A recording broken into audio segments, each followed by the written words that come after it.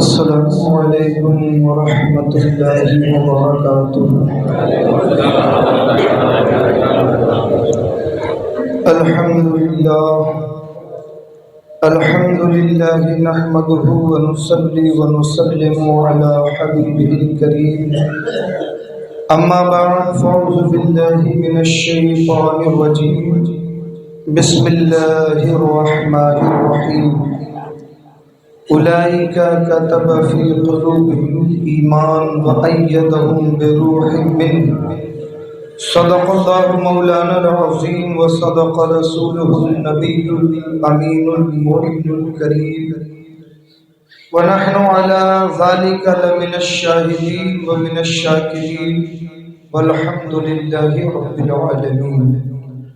معزز سامعین کرام، آئیے ہمارا نہایت ہی عقیدت و احترام کے ساتھ حضور صاحب الاولاد فخر موجودات رحمت عالم نور مجسم جناب احمد مجتبی محمد مصطفیٰ صلی اللہ علیہ وسلم کی بارگاہ اقدس میں درود و سلام کا نذرانہ پیش کریں۔ پڑھی اللہم صلی علی سیدنا و شفیعنا و نبینا و مولانا مولانا محمد معدن الجود والکرم وعلى آلہ وصحابہ بارک وسلم، صلاۃ و سلام علیک یا رسول اللہ، صلاۃ و سلام علیک یا حبیب اللہ۔ معزز سامعین کرام، میں نے آپ کے سامنے قرآن مقدس کی بڑی ہی بابرکت آیت کریمہ تلاوت کرنے کا شرف حاصل کیا ہے۔ اللہ تبارک و تعالی قرآن مجید میں ارشاد فرماتا ہے، اولئک کتب فی قلوبہم الایمان وأیدہم بروح منہ۔ یہ وہ لوگ ہیں جن کے دلوں میں اللہ نے ایمان کو نقش کر دیا، اللہ نے ایمان کو جمع دیا، وأیدہم بروح منہ، اور روح القدس کے ذریعے سے اللہ نے ان کی مدد فرمائی۔ میرے عزیز و میرے دوستوں، ماہ سفر کا یہ مقدس مہینہ ہمارے سروں پہ جلوہ فگن ہے، اور پچھلے خطاب میں پچھلے جمعے کو میں نے بتایا تھا کہ سفر کا مہینہ جسے عام طور پر لوگ زمانے جاہلیت سے آج تک جہاں پر جاہلیت کا دورہ ہے، اس مہینے کو منحوس سمجھتے ہیں اور طرح طرح کی باتیں اس تعلق سے لوگ پھیلاتے ہیں، مگر یہ مہینہ وہ عظمت والا مہینہ ہے کہ جس مہینے کی 27 تاریخ کو نبی کریم صلی اللہ علیہ وسلم نے مکۃ المکرمہ سے مدینہ منورہ کی طرف ہجرت فرمائی، اور اس طرح سے مدینہ طیبہ عالم اسلام کی راجدھانی بنی اور اسلام ساری دنیا میں پھیلنے لگا۔ اسی مہینے کے 25 صفر کو امام عشق و محبت سیدی سرکار اعلیٰ حضرت رضی اللہ تعالی عنہ کا عرس شریف بریلی شریف میں منعقد کیا جاتا ہے۔ آج میں اسی تعلق سے تھوڑی سی گفتگو آپ کے سامنے رکھنے کی سعادت حاصل کر رہا ہوں۔ محبت سے ایک مرتبہ درود شریف پڑھ لیں۔ اللہم صلی علی سیدنا و شفیعنا و نبینا و مولانا و مولانا محمد معدن الجود والکرم وعلی آلہ و صحابہ بارک وسلم، صلاۃ و سلام علیک یا رسول اللہ، صلاۃ و سلام علیک یا حبیب اللہ۔ مٹا دے اپنی ہستی کو اگر کچھ مرتبہ چاہے، مٹا دے اپنی ہستی کو اگر کچھ مرتبہ چاہے، کہ دانہ خاک میں مل کر گلے گلزار ہوتا ہے، اور خودی کو کر بلند اتنا کہ ہر تقدیر سے پہلے، خودی کو کر بلند اتنا کہ ہر تقدیر سے پہلے خدا بندے سے خود پوچھے بتا تیری رضا کیا ہے۔ خدا بندے سے خود پوچھے بتا تیری رضا کیا ہے۔ اور میرے عزیزوں میرے دوستوں، ہزاروں سال نرگس اپنی بے نوری پہ روتی ہے، بڑی مشکل سے ہوتا ہے چمن میں دیدور پیدا۔ میرے عزیزوں میرے دوستوں، امام اہل سنت سیدی سرکار اعلی حضرت رضی اللہ تعالی عنہ کو عالم اسلام میں اتنی اہمیت کیوں حاصل ہے؟ ان سے اتنا زیادہ محبت کا اظہار کیوں کیا جاتا ہے؟ یہ سوال اپنوں کے لیے بھی ہے اور غیروں کے لیے بھی ہے۔ غیر جو بد مذہب ہیں وہ اس بات کو لیے مرے جا رہے ہیں کہ یہ لوگ اعلیٰ حضرت کا اتنا ذکر اور چرچا کیوں کرتے ہیں، اور جو اپنے ہیں انہیں کبھی کبھی یہ شکایت ہوتی ہے کہ سب سے زیادہ اعلیٰ حضرت کا ذکر کیوں؟ اور بھی بہت سارے بزرگ ہیں۔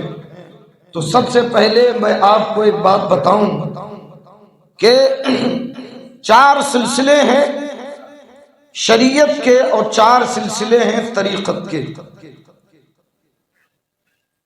چاہے وہ حنفی ہو، مالکی ہو، شافعی ہو یا حنبلی ہو، یہ چاروں سلسلے برحق ہیں جو شریعت کے سلسلے ہیں، اور 4 طریقت کے مشہور سلسلے، سلسلہ نقشبندیہ، قادریہ، سہروردیہ، چشتیہ۔ تو یہ تمام سلاسل، اور ان سلاسل میں جتنے علماء ربانیین ہیں، جتنے اولیاء کرام ہیں، سب اہل سنت کے سروں کے تاج ہیں۔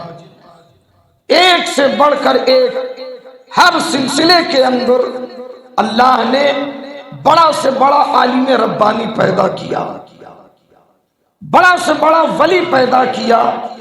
ہم نہ تو اولیاء کرام کا اولیاء کرام سے مقابلہ کرتے ہیں، اور نہ علماء ربانیین کا ایک دوسرے سے مقابلہ کرتے ہیں، بلکہ ہم یہ کہتے ہیں کہ یہ اولیاء کرام اور یہ علماء کرام جو سلاسل حقہ کے ہیں، اہل سنت والجماعت کے ہیں، یہ سب ہمارے سروں کے تاج ہیں، سب قابل عزت ہیں۔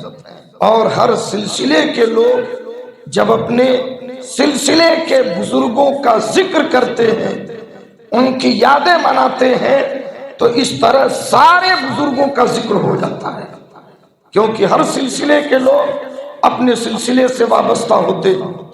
امام اہل سنت سیدی سرکار اعلیٰ حضرت رضی اللہ تعالی عنہ کی شخصیت کئی اعتبار سے ایسی ہے کہ آپ کو سارے سلاسل کے لوگ اور ہر سلسلے کے بزرگ آپ سے محبت کرتے ہیں، آپ کو رسپیکٹ دیتے ہیں۔ وجہ اس کی کیا ہے کہ اعلیٰ حضرت رضی اللہ تعالیٰ عنہ نے جب اپنی آنکھیں کھولی اور دین کی خدمت آپ نے شروع فرمائی، تو آپ نے جو دین کی خدمات کی ہیں، آپ تصور بھی نہیں کر سکتے کہ ایک انسان اپنے آپ میں اتنی محنت، اتنی مشقت اور اس قدر کیسے اپنے طور پر کوئی کام کر سکتا ہے۔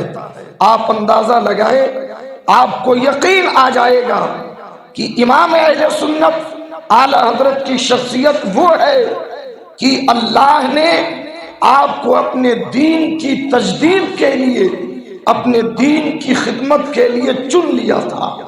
ورنہ آپ سوچیں، میں آپ کو چند باتیں پیش کر رہا ہوں، آپ اندازہ لگائیں کہ یہ اپنی طاقت، اپنی کاوش سے نہیں ہو سکتا جب تک اللہ کا خاص فضل اس کے اوپر نہ ہو جائے۔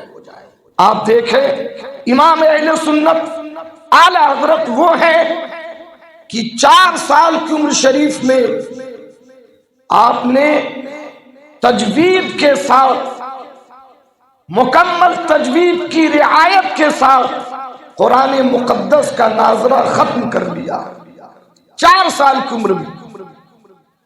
آپ سنتے جائیں، 6 سال کی عمر شریف پہنچی تو آپ نے جشن عید میلاد النبی صلی اللہ علیہ وسلم کے موقع پر بریلی شریف میں تقریباً 1.5 گھنٹہ تقریر فرمائی۔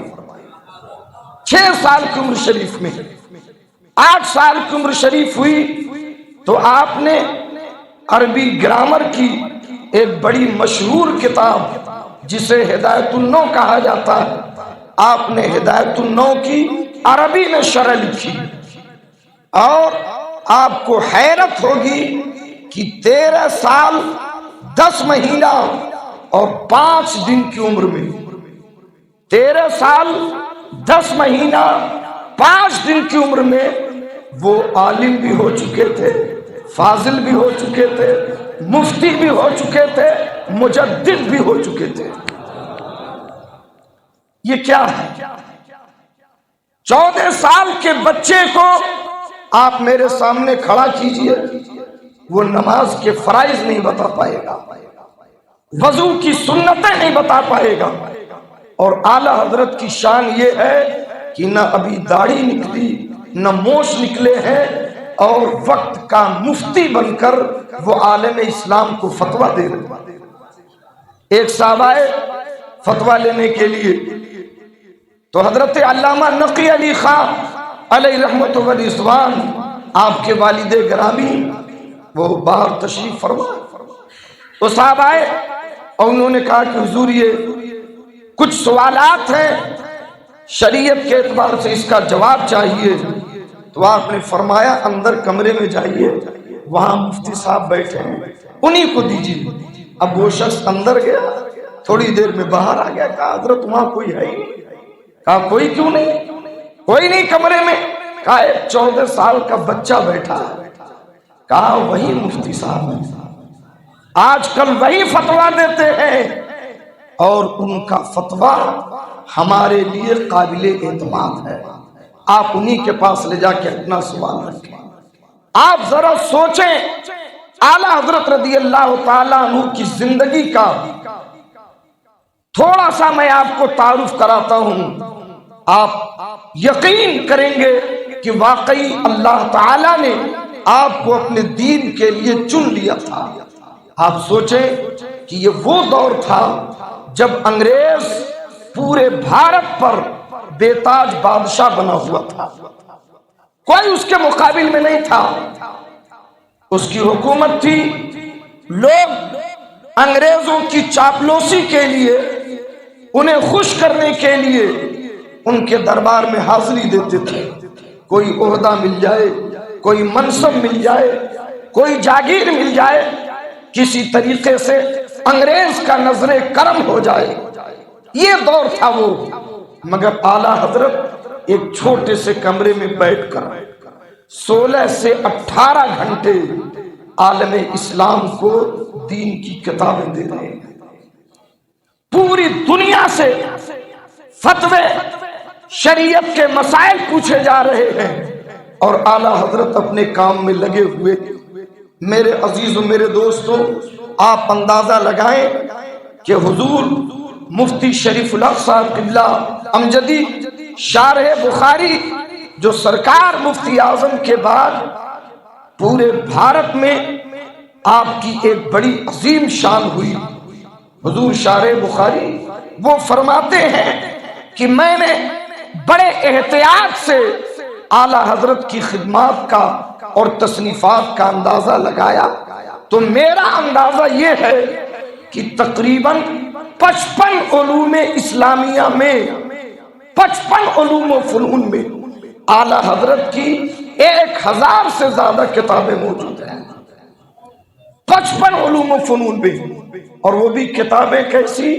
اللہ اکبر، تقریباً 1,00,000 سے زیادہ صفحات اور 4 کروڑ 60 لاکھ سے زیادہ الفاظ آپ نے اپنی کتابوں میں درج فرمائے۔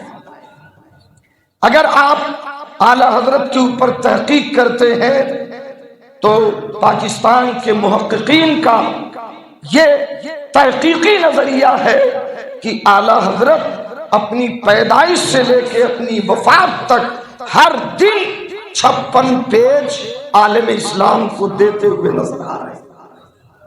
کتنے؟ 56 پیج روزانہ۔ ایسی شخصیت اپنے آپ ایسا کام نہیں کر پاتی، اللہ تعالیٰ ایسے لوگوں کو چن لیتا ہے۔ میرے عزیزوں، میرے دوستوں، پھر آپ ایک دوسری جہت سے غور کریں۔ انگریز اعلی حضرت کے زمانے میں یہ محسوس کر چکا تھا، جب اخیر دور آیا کہ اب حالات ایسے بن رہے ہیں کہ ہمیں اپنا بوریا بستر سمیٹنا ہوگا، تو اس نے بہت سارے غداروں کو پیدا کیا۔ آپ تاریخ پڑھیں گے، یہ فتنے ہیں، یہ جتنے دین کے نام پر جو فرقے وجود میں آئے، آپ کو میں ایک بات بتا رہا ہوں، آپ اسے غور سے سمجھ لیں۔ یہ سارے فتنے، یہ سارے فرقے انگریزوں کے دور میں پیدا ہوئے۔ مشہور، سب سے بڑی مشہور جنگ جس میں تقریباً پورا ہندوستان انگریزوں کے خلاف کھڑا تھا، 1857 کی جنگ۔ 1857 سے پہلے بھارت کے اندر صرف 2 فرقے تھے، ایک شیعہ اور ایک سنی۔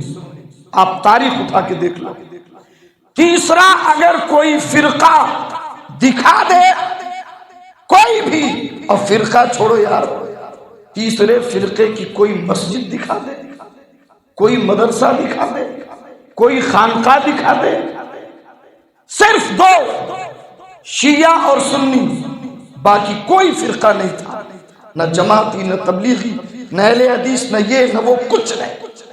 ایک مدرسہ نہیں دکھا سکتے، مگر الحمدللہ یہ اہل سنت والجماعت کی حقانیت ہے کہ تب بھی خواجہ ہند کا دربار تھا،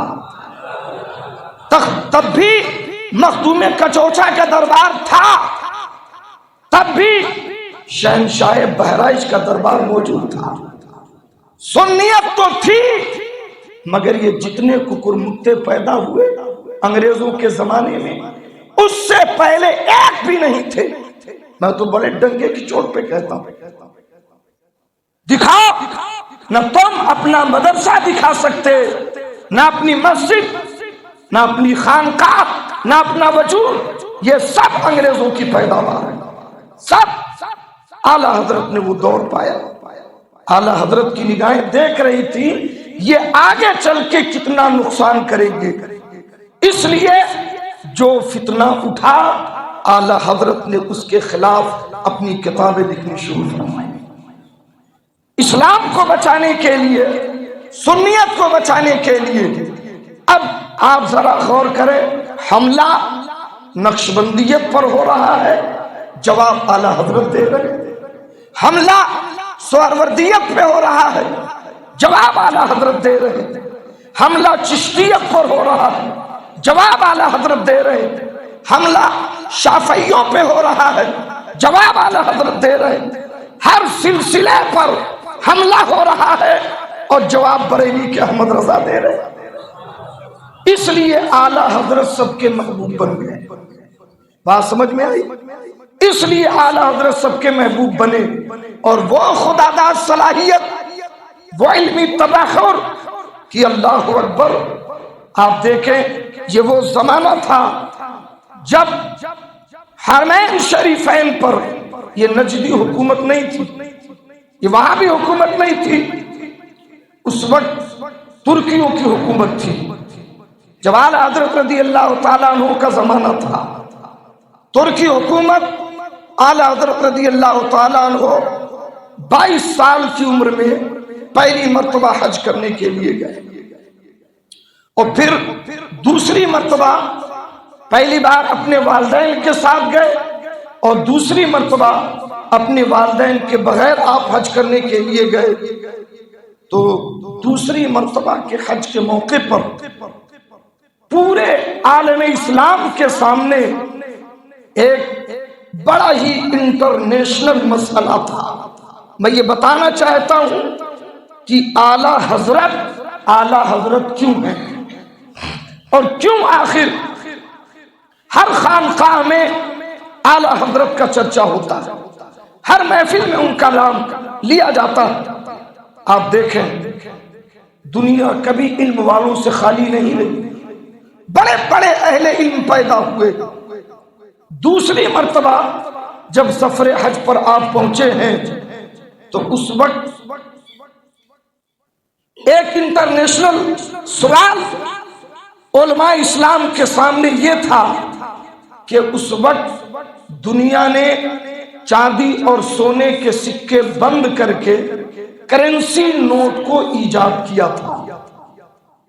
کرنسی نوٹ، یہ کاغذ کے نوٹ پہلی مرتبہ دنیا کے سامنے دنیا کی حکومتوں نے اسے ایجاد کیا۔ تو جو غیر مسلم حکومتیں تھیں ان کے لیے تو کوئی مسئلہ نہیں، لیکن جو مسلم حکومتیں تھیں انہوں نے اور وہاں کی عوام نے مرکز اسلام مکہ شریف میں ایک سوال بھیجا۔ سوال یہ تھا کہ یہ چاندی کے سکے، چاندی تو ثمن اصلی ہے، چاندی کی مالیت تو سمجھ میں آتی ہے، مگر کیا کاغذ کا نوٹ جس پر ٹھپا مار دیا جائے وہ چاندی کے سکے کے برابر ہو سکتا ہے؟ کیا کاغذ کے نوٹ، کرنسی نوٹ یہ سونے اور چاندی کا بدل بن سکتے ہیں؟ چاندی اور سونے کے سکوں سے تو زکوٰۃ، صدقہ فطر اور تمام دینی کام ادا کیے جاتے تھے، کیا یہ کاغذ کے نوٹ سے بھی زکوٰۃ ادا ہو جائے گی؟ کیا اس سے بھی مراسم شرعیہ کو اسی طرح سے ادا کیا جا سکتا ہے؟ اس طریقے کے کئی سوالات تھے، اور یہ سوال مکہ شریف کے علماء کے سامنے پیش کیے گئے۔ اب آپ ذرا غور کریں، میں نے صرف ایک مثال آپ کے سامنے رکھی ہے، صرف ایک مثال اعلیٰ حضرت کو اسی میں سمجھ لیجیے۔ مکہ حج کا موقع، مکے میں جو علماء ہیں وہ تو ہے، پوری دنیا کے علماء موجود ہیں حج کے موقع پر، اور یہ انٹرنیشنل سوال سب کے سامنے۔ تو علماء مکہ میں ایک بڑی عظیم شخصیت جو علماء مکہ کے سردار سمجھے جاتے تھے، ان کے سامنے یہ سوال رکھا گیا کہ حضور آپ اس کا جواب دیں۔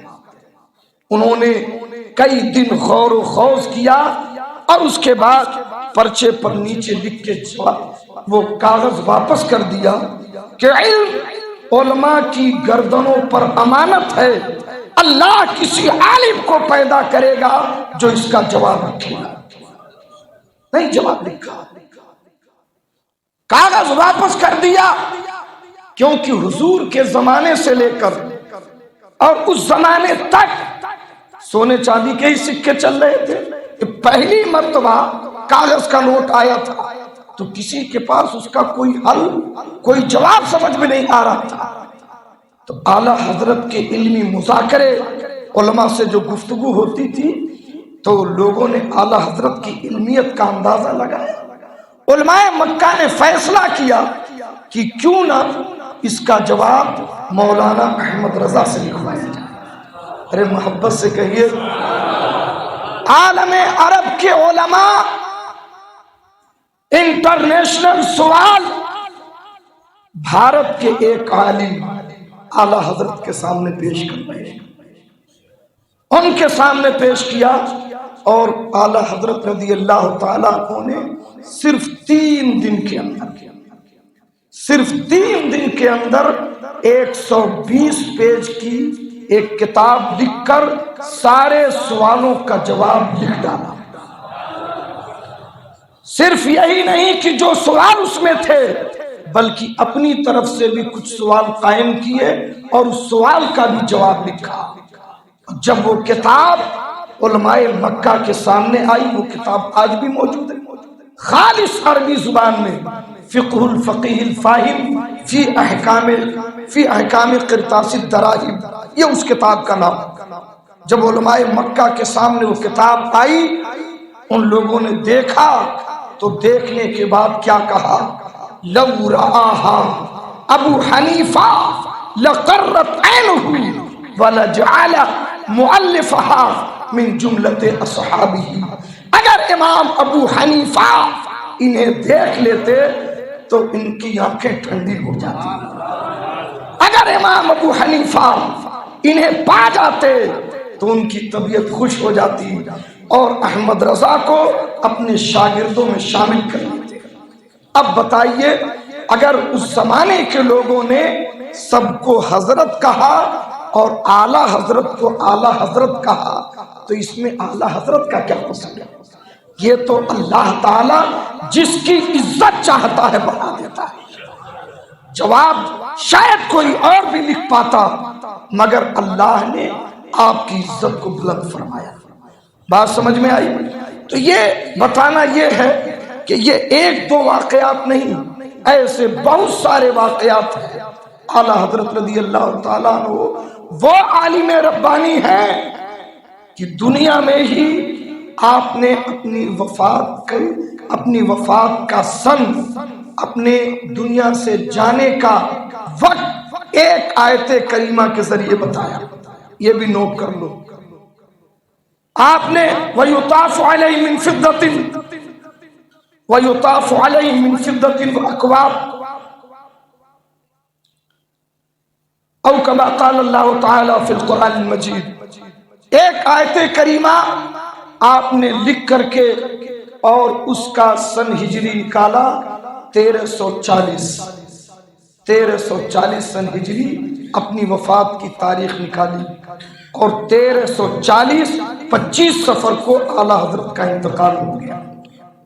اور آپ پڑھیں گے تو آپ کو حیرت ہوگی، ایسا لگتا ہے کہ ایک ایک گھنٹہ ایک ایک منٹ اعلیٰ حضرت کو اللہ نے بتا دیا کہ اب تمہارے دنیا سے جانے کا وقت قریب ہو رہا ہے۔ میرے عزیزوں، میرے دوستوں، یہ 25 صفر کئی سالوں کے بعد وہی دن وہی تاریخ پھر آ رہی ہے۔ یہ جو آنے والا جمعہ ہے، اعلیٰ حضرت کی جب وفات ہوئی تھی تو وہ 25 صفر تھا، جمعہ کا دن تھا، اور اس بار بھی 25 صفر جمعہ کے دن ہوئے۔ تو حضور مفتی اعظم، حضور حجت الاسلام، یہ دونوں شخصیتیں، دونوں صاحبزادے اعلیٰ حضرت کے موجود ہیں۔ وفات سے 2 گھنٹہ پہلے آپ نے ارشاد فرمایا، حضرت سرکار حضور حجت الاسلام علیہ رحمت و رضوان سے اب کیا دیکھتے ہو، کس بات کا انتظار ہے؟ سورہ یاسین شریف پڑھنا شروع کرو۔ فرمایا سورہ یاسین پڑھو، سورہ رات پڑھو۔ حضور حجت الاسلام وضو کے لیے گئے، تھوڑی تاخیر ہوئی تو سرکار مفتی اعظم سے فرمایا تم پڑھو۔ حضور مفتی اعظم پڑھنے لگے۔ اب کمرے میں ہر ایک کو احساس ہو گیا کہ اعلیٰ حضرت کے رخصت کا بالکل وقت قریب ہے۔ آپ نے بڑے اطمینان کے ساتھ دونوں صورتیں سماعت فرمائیں، بلکہ گھبراہٹ کی وجہ سے اگر کہیں پر سبقت لسانی سے پڑھنے میں کہیں ادھر ادھر ہوا تو خود پڑھ کر کے بتایا۔ اعلیٰ حضرت حافظ قرآن بھی تھے اور 1 مہینے میں حافظ بنے تھے، 1 مہینے میں حافظ قرآن بنے تھے۔ پھر اس کے بعد فرمایا کہ کمرے سے سارے فوٹو اور تصویریں نکال کے باہر کر دو۔ تو لوگوں نے کہا کہ فوٹو تصویریں تو ویسے بھی نہیں ہیں۔ دل میں خیال آیا، پھر فرماتے ہیں یہی جو سکے اور نوٹ پڑے ہوئے ہیں اسے باہر کر دو۔ سارے سکے اور نوٹ سب کمرے سے باہر ہو گئے۔ پھر اس کے بعد آپ نے سفر کی دعائیں پڑھنا شروع فرمائیں۔ جب آدمی سفر میں جاتا ہے تو جو دعائیں پڑھتا ہے، پھر آپ نے گھڑی دیکھا، گھڑی دیکھنے کے بعد آپ نے جب سفر کی دعائیں پڑھنا شروع کی اور کلمہ طیبہ کا ذکر شروع کیا، ایک ڈاکٹر صاحب کو لے کے لوگ آئے نبض دکھانے کے لیے، خیریت پوچھنے کے لیے، علاج کے لیے۔ اعلیٰ حضرت رضی اللہ تعالیٰ عنہ نے ہاتھ کے اشارے سے اب اس کی ضرورت نہیں، اور یوں اشارہ کیا، اب ادھر کی ضرورت نہیں ہے، اب تو رب کی بارگاہ میں جانا ہے۔ پوری سفر کی دعائیں جتنی پڑھتے تھے اس سے زیادہ پڑھی، اور کلمہ طیبہ کا ذکر کیا۔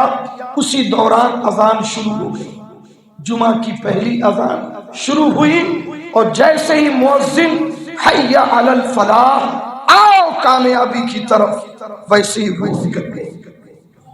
ادھر مؤذن نے کہا حی علی الفلاح، آؤ کامیابی کی طرف، ادھر اعلی حضرت کی روح نکلتی ہے۔ سامعین میں جو لوگ حاضرین جو موجود تھے انہوں نے کہا کہ ایک سیکنڈ کے لیے ایک نور اعلی حضرت کے چہرے پہ چمکا اور اس کے بعد روح نکل گئی۔ میرے عزیزوں، میرے دوستوں، مجھے عرض یہ کرنا ہے کہ تقریباً 68 سال کی زندگی اعلی حضرت نے جی ہے۔